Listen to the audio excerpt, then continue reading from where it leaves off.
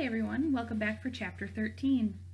Two mermaids dragged Jack farther underwater as the last one watched to see if there was someone following them, probably to keep anyone from sharing their meal. "Let me go," Jack yelled, and just like before, it was as if he were speaking in air, not underwater. The mermaid's tears were really something. Not that there seemed to be any danger of the mermaids crying now, unless they were sad from their stomach aches from eating him whole. "Oh, stop struggling," the blonde one said as she dragged him down.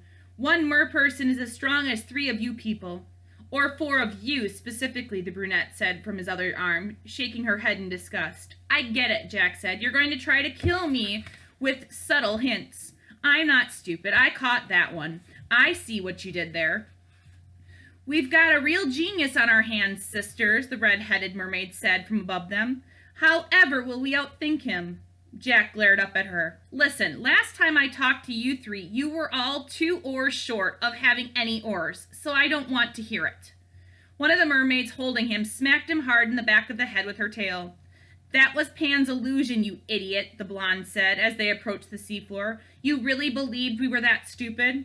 Jack looked at her and decided not to answer. Her eyes narrowed. "I really wish we were going to eat you just for that." Jack suddenly felt some hope again. "Wait, you're not going to?" "Use smaller words, sisters," the redhead mermaid said. "This one's slower than the southern current." The other 2 mermaids laughed a bit at that, which irritated Jack. "I bet that's the fastest current in the world," he told them as they dropped him to the seafloor. "It moves backwards," the blonde one told him, sitting herself on a rock on one side of him, while the brunette and the redhead settled themselves around him as well, which seems about right in your case. "But we didn't bring you down here to point out how unintelligent you are," the brunette said. "There is more, just a special treat. We need your help." "And this is how you ask for it?" Jack shouted. "Let's eat him," the blonde said. "I don't care if it does mean war. It's not worth talking to this land monkey anymore." "Aren't all monkeys land monkeys?" Jack asked. "That's it, he's mine," the blonde said as she grabbed him and yanked him backward. Fortunately, her 2 sisters pulled them apart and calmed her down. "Maybe you should just play what we call the quiet game," the red-headed mermaid told Jack after everyone had calmed down. Jack started to speak and then just nodded. This wasn't the first time he'd had that effect on people.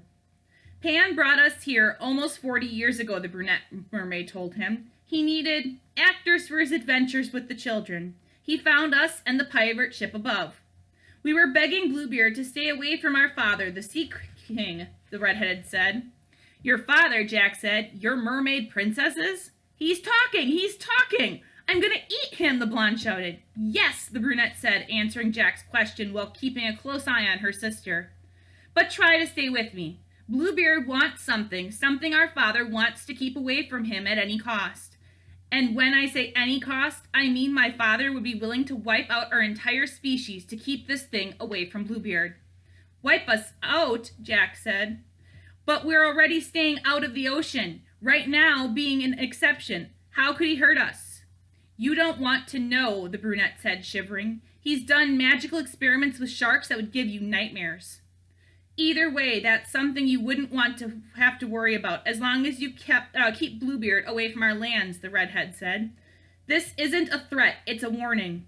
We don't want humanity destroyed any more than you do. You're cute, like little talking pets to us." Jack narrowed his eyes and then shrugged. "Yeah, fair enough. We are pretty cute. So what's this thing that the pirate's looking for, and how do I keep him away from it?" The mermaids looked at one another. "It's not something so much as someone," the redheaded said. "Specifically our sister." "He wants a mermaid?" Jack said, eyebrows rising in surprise. "Just be quiet and listen," the redhead said. "Years ago, at this point almost 50 years, our sister fell in love with a human." Jack raised an eyebrow. "A human? But isn't she half fish?" "Aren't you half monkey?" "Being quiet now." "My sister loved the man so much she decided to become human to be with him," the mermaid continued. "Of course that took magic, which in our world only the Sea King knew how to do. That all changed when a fairy queen fell in love with our father and became a mermaid herself. That's actually where our sister got the stupid idea. What she didn't really think through was that it didn't work for the fairy queen, and it wasn't going to work for her.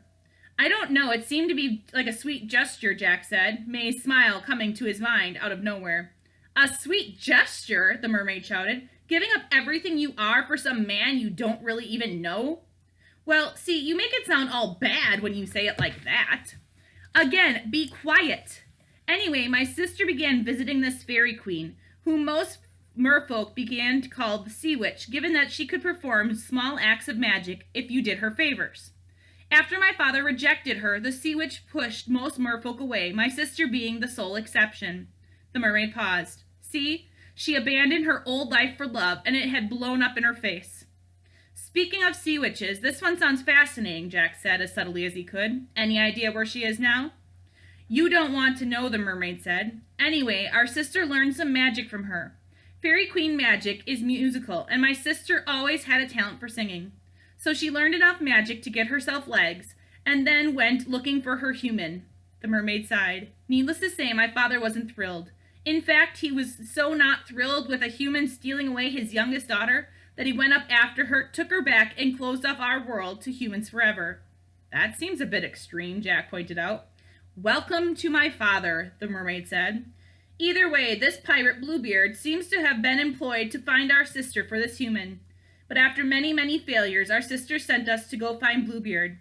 She wanted us to deliver a message, but just as we finally found him, Pan found us all, and here we are. What's the message? Jack asked. Are you Bluebeard? The mermaid asked him. Fair enough.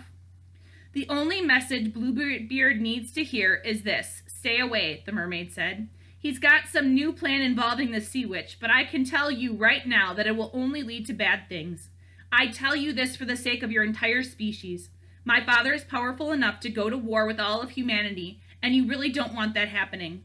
So whatever you do, do not come after my sister, the sea witch, or anything else underwater. Do you hear me? Jack put his hand on hers, looking straight into her eyes, and gave her his most sincere expression. Loud and clear, he said, wondering if she could see how fast he planned on breaking every single one of her rules. And that is the end of chapter 13. I'll see you guys later.